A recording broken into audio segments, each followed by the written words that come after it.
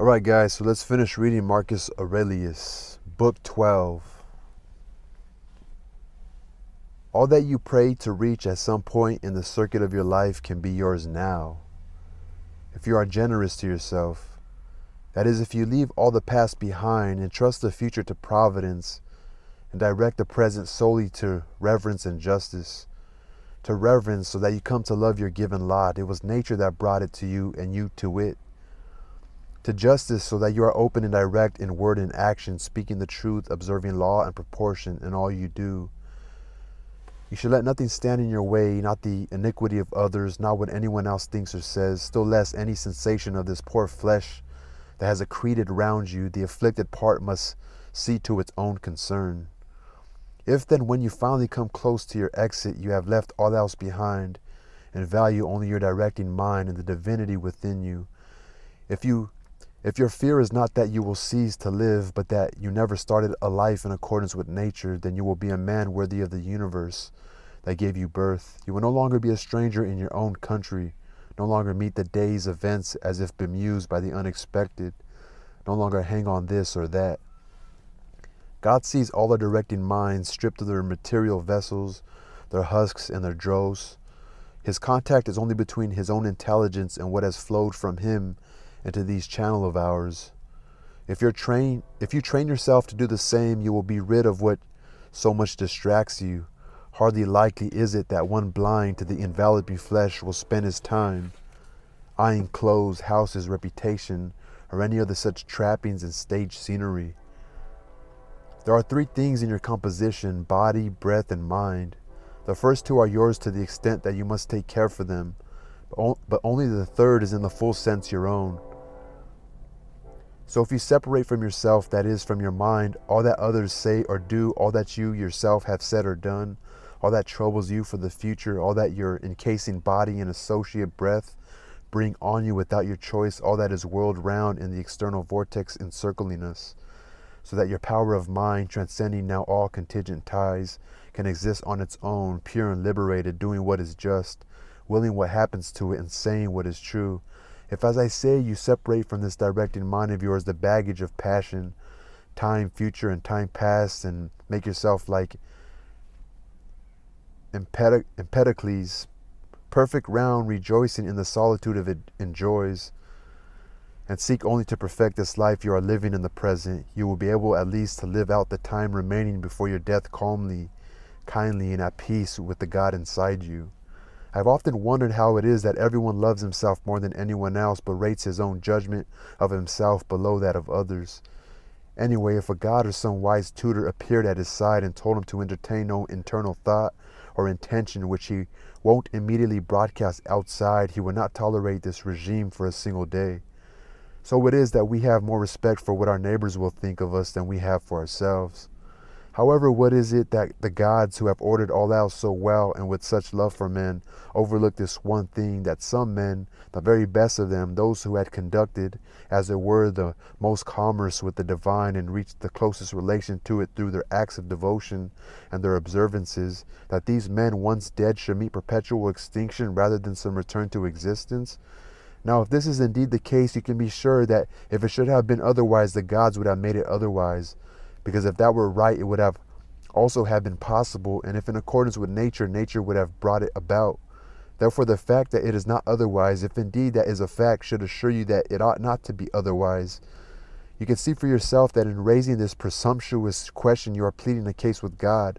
But we would not enter such debate with the gods if they were not supremely good and supremely just. And if that is so, they would not have let any part of their ordered arrangement of the world escape them through neglect of justice or reason.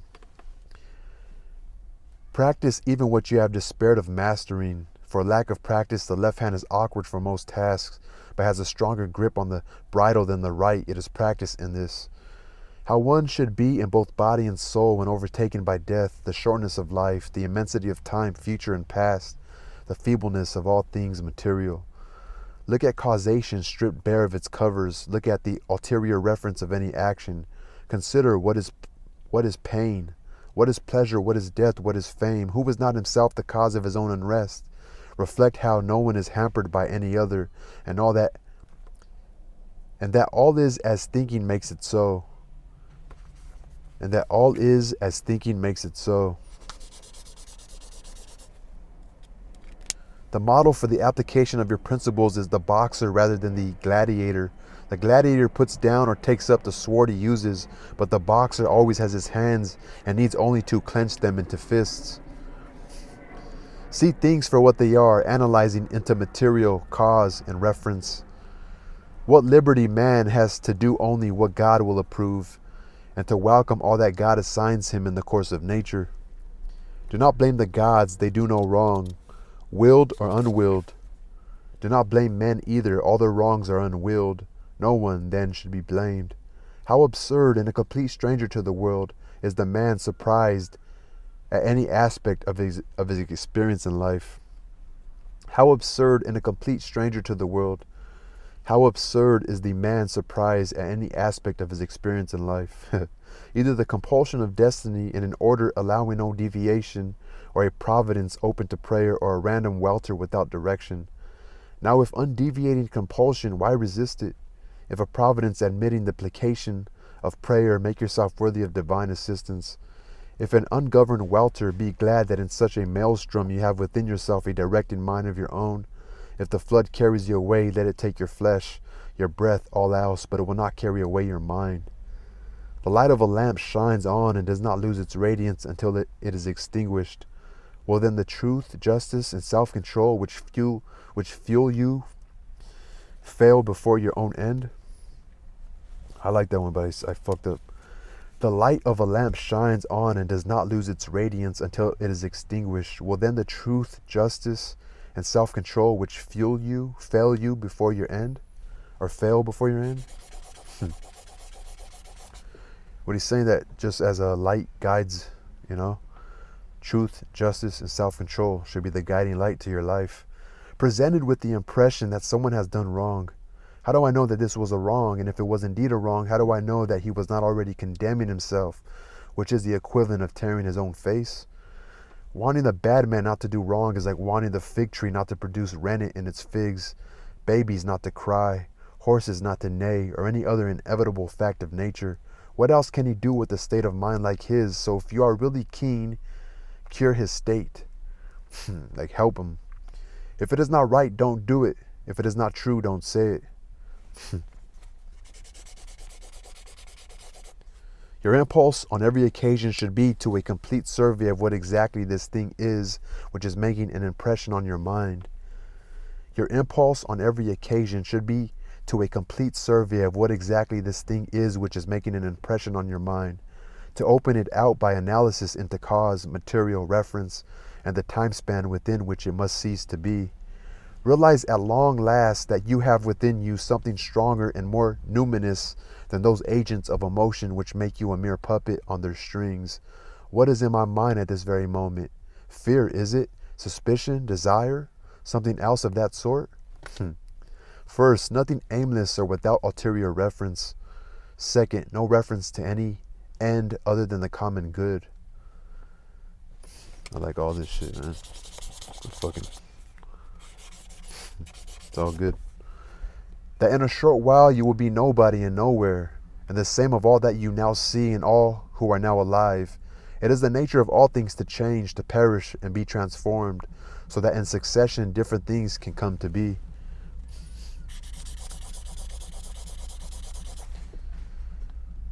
That all is as thinking makes it so, and you control your thinking, so remove your judgments whenever you wish, and then there is calm, as a sailor rounding the cape finds smooth water in the welcome of a waveless bay. Any one individual activity which comes to an end at the appropriate time suffers no harm from its cessation, nor has the agent suffered any harm simply because this particular action has ceased. In the same way, then, if the total of all his actions which constitutes a man's life comes to an end at the appropriate time, it suffers no harm from the mere fact of cessation, nor is the agent who brings this series of actions to a timely end exposed to any harm. The time and the term are assigned by nature, sometimes man's own nature, as in old age, but in any case by the nature of the whole, which through the constant changing of its constituent parts keeps the whole world ever young and fresh.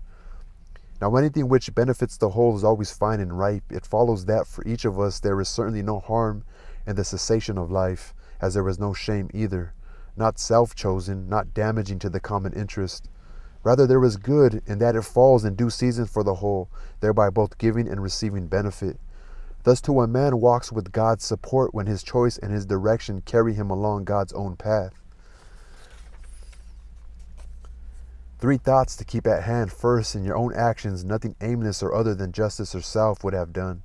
In external happenings, either chance or providence is at work, and one should not blame chance or indict providence. Second, the nature of each of us from the conception to the first breath of soul, and from that first breath to the surrender of our soul, what elements form our constitution and will be the result of our dissolution. Third, that if you were suddenly lifted up to a great height and could look down on human activity and see all its variety, you would despise it because your view would take in also the great surrounding host of spirits who populate the air and the sky. And that however many times you were lifted up, you would see the same things, monotony and transience. Such are the objects of our conceit. Jettison the judgment and you are saved. And who is there to prevent this jettison? When you fret at any circumstance, you have forgotten a number of things. You have forgotten that all comes about in accordance with the nature of the whole, that any wrong done lies with the other. Further, that everything which happens was always so in the past, will be the same again in the future, and is happening now across the world. That a human being has close kinship with the whole human race, not a bond of blood or seed, but a community of mind. And you have forgotten this too, that every man's mind is God and has flowed from that source, that nothing is our own property, but even our child, our body, our very soul have come from that source, that all is as thinking makes it so, that each of us lives only the present moment, and the present moment is all we lose. Our very soul have come from that source, that all is as thinking makes it so, that each of us lives only by the present moment, and the present moment is all we lose. I fucking love that one. That shit was sick. That all is as thinking makes it so. That sounds pretty, fuck's his name? That sounds pretty, Dr. Seussy, right? Continually review in your mind those whom a particular anger took to extremes, those who reached the greatest heights of glory or disaster or enmity or any other sort of fortune. Then stop and think, where is it all now? Smoke and ashes, a story told or even a story forgotten. At the same time, this whole class of examples should occur to you. Fabius Catalunus in his country house, Lucius Lupus in his town gardens, Stertinius at bay, Tiberius and Capri, Vallius Rufus, and generally any obsession combined with self-conceit. Think how worthless all this striving is, how much wiser to use the material given you to make yourself in all simplicity just, self-controlled, obedient to the gods. The pride that prides itself on freedom from pride is the hardest of all to bear. The pride of pride itself, the pride that prides itself on freedom from pride is the hardest of all to bear. The pride that prides itself on freedom from pride. Think how worthless all this striving is, how much wiser to use the material given you to make yourself in all simplicity just, self-controlled, obedient to the gods. To those who ask, where then have you seen the gods? What conviction of their existence leads you to this worship of them? I reply first that they are in fact visible to our eyes. Secondly, and notwithstanding that I have not seen my own soul either, and yet I honor it. So it is with the gods too, for my every experience of their power time after time, I am certain that they exist, and I revere them. I reply first that they are in fact visible to the eyes. Secondly, and notwithstanding that I have not seen my own soul either, and yet I honor it. So it is with the gods too, for my every experience of their power time after time, I am certain that they exist, and I revere them. I need to mark that down right there.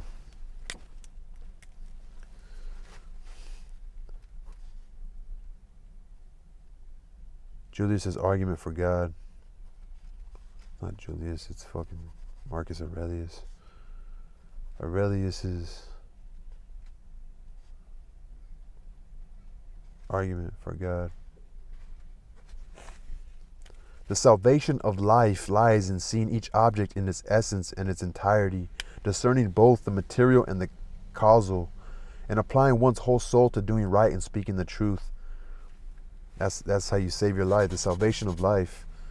discerning both the material and the causal, and applying one's whole soul to doing right and speaking the truth. Pretty much watching what you say. There remains only the enjoyment of living a linked succession of good deeds with not the slightest gap between them. One light of the sun, even though its path is broken by walls, mountains, innumerable other obstacles. One common substance, even though it is broken up into innumerable forms of individual bodies. One animate soul, even though it is broken up into innumerable species with specific individualities. One animate soul, one light of the sun, one common substance. Okay, one animate soul, even though it is broken up into innumerable species with specific individualities. One intelligent soul, even though it appears divided. Now in all the above, the other parts, such as mere breath or that material which is insensate, have no direct affinity to each other, yet even here a link is formed by a sort of unity and the gravitation of like to like. But the mind has this unique property. It reaches out to others of its own kind and joins with them, so the feeling of fellowship is not broken. What more do you want? To live on, or is it to continue sensation and impulse, to wax and then to wane, to make use of your voice, your mind? What in all this strikes you as good cause for regret? But if every one of these objects is contemptible, go on then to the final aim, which is to follow reason and to follow God.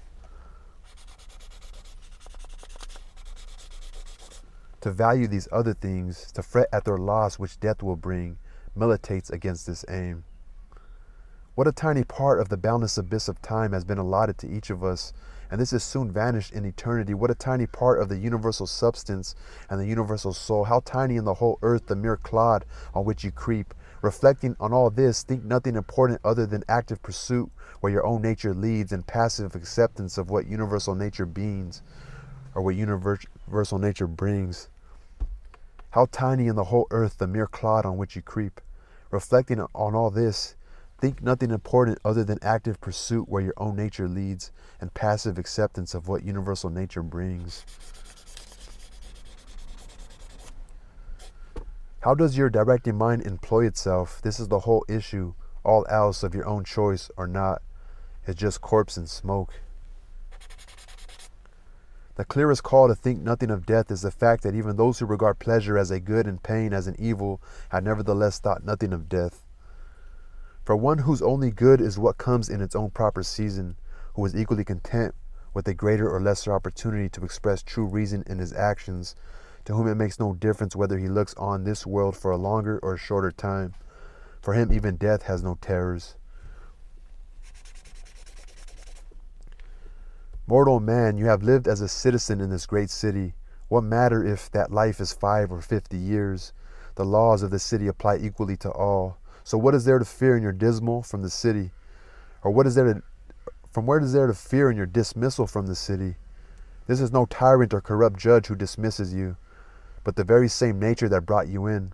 It is like the officer who engaged the comic actor dismissing him from the stage. But I have not played my 5 acts, only 3. True, but in life 3 acts can be the whole play. Completion is determined by that being who caused first your composition and now your dissolution. You have no part in either causation. Go then in peace. The God who lets you go is at peace with you.